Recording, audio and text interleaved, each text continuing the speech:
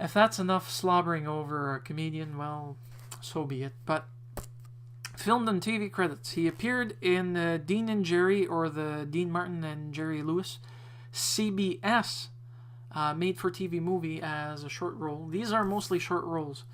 Short roles could be a few seconds, maybe a line, maybe a few minutes on stage, on screen. Stranded, which is a Canadian short film.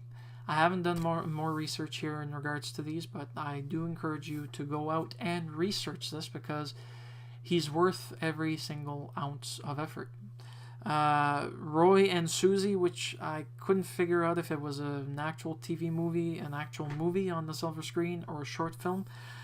Providence, which is another short film. Zeke, another short film. Don't Say a Word, where he appeared opposite Michael Douglas, but it wasn't a supporting role. It was more cameo more than anything else. I think he played a janitor or night guard. I think it was a janitor, the way he was dressed. Wild Iris, which I think was a silver screen or an indie project, at least for the silver screen. The Red Green movie, where if you've never heard of Red Green, do a Google search now or after this, for the simple fact that it's Canadiana in the works. It's like Men with Brooms, but it's Red Green. If you've ever watched the Red Green show, for those that live just across the border, or that get Canadian satellite feed, or that simply have access to Canadian feed regardless of how they get it, then kudos, because it's a pity he stopped doing his show, but at least he ended in grand style with the movie. And he was a part of it as, I think it was a policeman of sorts. I'm uncertain if it was a United States police marshal or an RCMP officer, although he wasn't dressed in RCMP getup. Santa Who, which I think was also another silver screen project.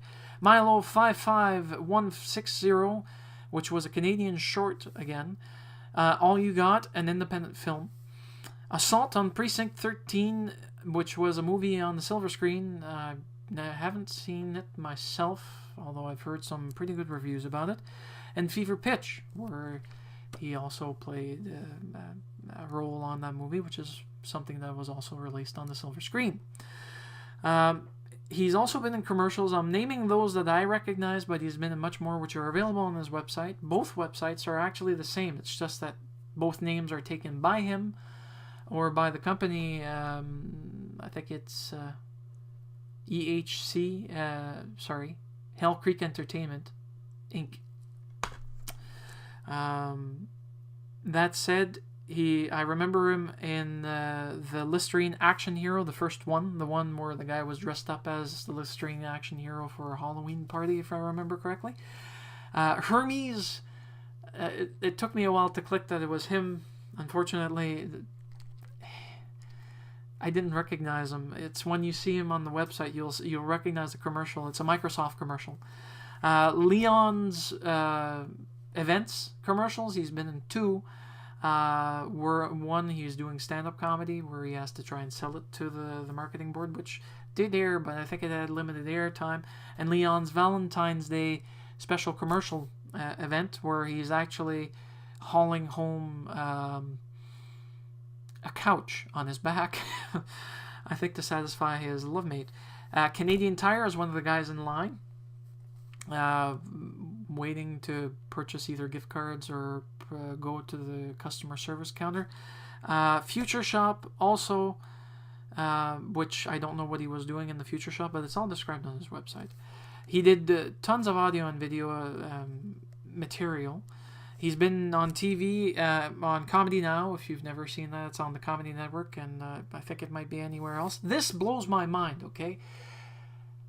In the interview on the DVD, he did talk about doing voiceovers, or cartoon voices. And I started thinking, well, I wonder what he meant. And by looking into his website, it opened the door on Metabots. I don't know if any of you are anime fans or Japanese animation fans, but Metabots is one of those anime-ish type of cartoon series that appeared during Saturdays and needed the voices for 102 episodes as a specific character. Those are all the notes I have on this man. And as you can see, I'm up to 13 minutes. I'm going to 15 by the time I finish this. I really hope that you take the time to research Darren Frost, see what he's up to. He's participated in a Seattle competition for stand-up comedy. That he is comedian or not, don't let the Canadian label fool you, because he's far from being a simple Canadian. The man is a comedic hero in our lands in regards to being able to scrunch everything up and put it in the nether bits where it all counts. That said, folks, I hope you enjoyed this review, and don't forget to comment, rate, and subscribe. Have a nice one, and once more, Darren, you're an awesome guy. Thank you so very much for coming to Moncton, and that the crowd wasn't as big. It was still bigger than the 29 people you had that were unfortunately subjected to head trauma and that you had to work with. The pain, Darren. The pain. Thank you so very much for your contribution to being our own very big comedian in a small package. Have a nice one.